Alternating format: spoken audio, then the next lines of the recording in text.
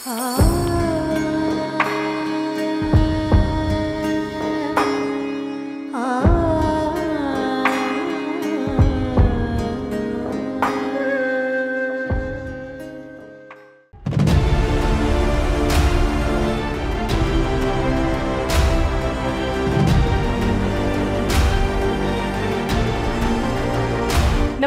धर्म ज्ञान के दर्शकों का स्वागत है। मैं हूं आपके साथ कविता राणा।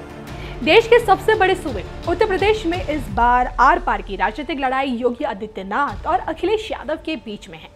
10 मार्च के नतीजे ये बताएंगे कि अब की बार यूपी की जनता किसे अपना मुख्यमंत्री चुनेगी। लेकिन क्या आप जानते हैं, योगी आदित्यनाथ की जिंदगी में उनके एक चाचा ऐसे रहे जिनकी वजह से वो पीएम मोदी के विश्वास पात्र भी बन पाए, जिनकी वजह से वो गोरखनाथ पीठ के महंत बन पाए और जिनकी वजह से उन्होंने एक महंत से मुख्यमंत्री का सफर तय किया। आपने कभी सोचा है, जिस गोरखनाथ मंदिर में हजारों सन्यासी हैं, वहां मंदिर के महंत अवैधनाथ ने योगी आदित्यनाथ को ही अपना उत्तराधिकारी क्यों चुना? पहले मठ की गद्दी का वारिस बनाया और फिर 4 साल में ही अपनी लोकसभा की सीट सौंप दी। तो इसके पीछे का कारण है योगी आदित्यनाथ की रिश्तेदारी। जी हाँ, अतीत के पन्नों को अगर पलटें तो गढ़वाल के पंचूर गांव में जन्मे अजय सिंह बिष्ट गणित में एमएससी की पढ़ाई के दौरान शोध करने के लिए गोरखपुर आए। अब यहाँ रहते हुए वो मंदिर के महंत अवैधनाथ के संपर्क में आए। कहते हैं, 1-2 मुलाकातों के दौरान ही महंत अवैधनाथ को अजय सिंह बिष्ट में अपना योग्य उत्तराधिकारी नजर आने लगा। उन्होंने उनके सामने नाथ पंथ की दीक्षा लेने का प्रस्ताव रख दिया, लेकिन इस प्रस्ताव पर तुरंत फैसला लेने के बजाय अजय सिंह बिष्ट अपने गांव उत्तराखंड लौट गए।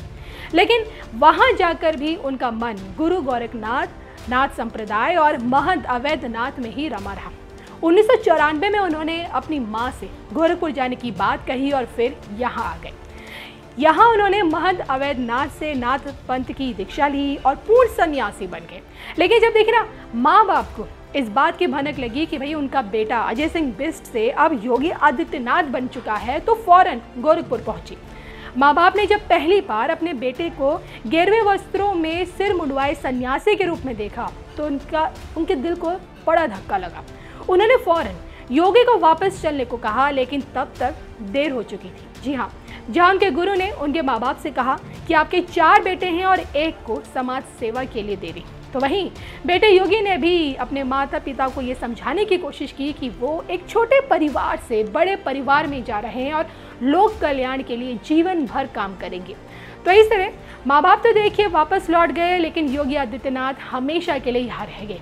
अब आप ये सोच रहे होंगे कि योगी को महंत से मुख्यमंत्री बनाने वाले तो उनके गुरु अवैधनाथ हैं, तो फिर हम किस चाचा की बात कर रहे हैं? तो चलिए आपको बताते कि महंत अवैधनाथ, जिनका बचपन का नाम कृपाल सिंह बिष्ट था, वो जिस कांदी गांव के रहने वाले थे उसी से सटा योगी आदित्यनाथ का गांव पंचूर था। आसान शब्दों में समझाएं तो अवैधनाथ योगी के पिता आनंद सिंह बिष्ट के दूर की बहन के बेटे थे और इस रिश्ते से वो महंत अवैधनाथ योगी के चाचा हुए। और इसे आप कृपाल का अजय कनेक्शन कह सकते हैं, जो आज दुनिया की नज़रों में गुरु शिष्य हैं। जी हाँ, अब इसे आप गुरु के प्रति एक शिष्य का समर्पण कहें या फिर गुरु का आशीर्वाद। 26 साल की उम्र में योगी आदित्यनाथ गोरखपुर सीट से सांसद बने। लगातार 5 बार लोकसभा चुनाव जीतते हुए 1998 से लेकर 2017 तक संसद में गोरखपुर का प्रतिनिधित्व किया और इस बीच हिंदू युवा वाहिनी का भी गठन किया, जो हिंदू युवाओं को धार्मिक बनने के लिए प्रेरित करती है।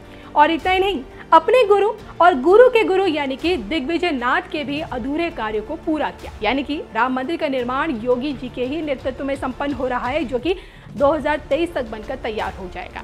तो आज की तारीख में देखिए, पीएम मोदी के बाद अगर पार्टी में कोई दूसरे नंबर की हैसियत रखता है तो वो है योगी आदित्यनाथ। योगी की पहचान ही हमेशा से हिंदुत्व की रही है, लेकिन बतौर मुख्यमंत्री सबको साथ लेकर चला ताकि यूपी का विकास हो सके।